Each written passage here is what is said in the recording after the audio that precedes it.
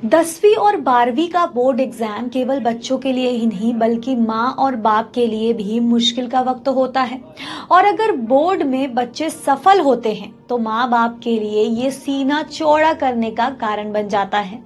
ऐसे में सोचो, अगर बोर्ड एग्जाम में बच्चा 100% स्कोर कर दे तो ऐसे में माँ बाप की खुशी तो 100 गुना बढ़ जाती है।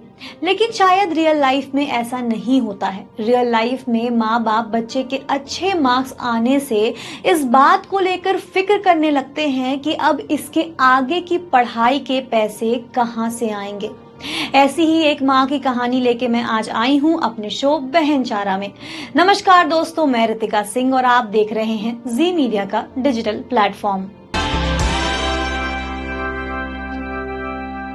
हरियाणा में अंजलि नाम की एक लड़की ने अपने 10वीं के एग्जाम में 100% अंक लाए, जिसके बाद उसकी मां खुश होने के बजाय फिक्र में आ गई। और इस फिक्र का कारण था कि वह अपनी बेटी की आगे की पढ़ाई में कैसे मदद करेगी, क्योंकि परिवार को अपना पेट भरने के लिए ही संघर्ष करना पड़ रहा है।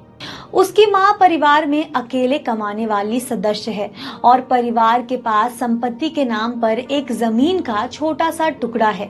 अंजलि की माँ उर्मिला का कहना है कि ये सारी चीजें परिवार की जरूरतों को भी काफी मुश्किल से पूरा कर पाती है। लेकिन इस संकट की घड़ी में हरियाणा सरकार ने अंजलि की मदद की और आज वो लोग खुश हैं।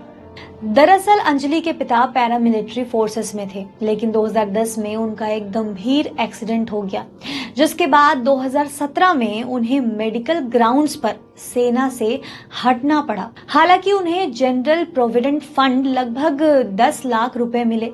इसके बाद अंजलि के परिवार की जिम्मेदारी उसकी मां की कंधों पर आ गई थी।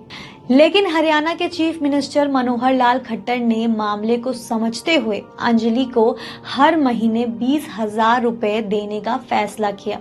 यह रुपए अंजलि को 2 साल तक मिलेंगे। जब चीफ मिनिस्टर मनोहर लाल खट्टर ने अंजलि को 100% आने पर बधाई देने के लिए कॉल किया तो अंजलि की मां ने अपनी समस्या चीफ मिनिस्टर के सामने रखी। तभी चीफ मिनिस्टर ने अंजलि की मदद करने का फैसला किया। ऐसी ही खबरों के लिए हमारे साथ बने रहें जी मीडिया के डिजिटल प्लेटफॉर्म पर।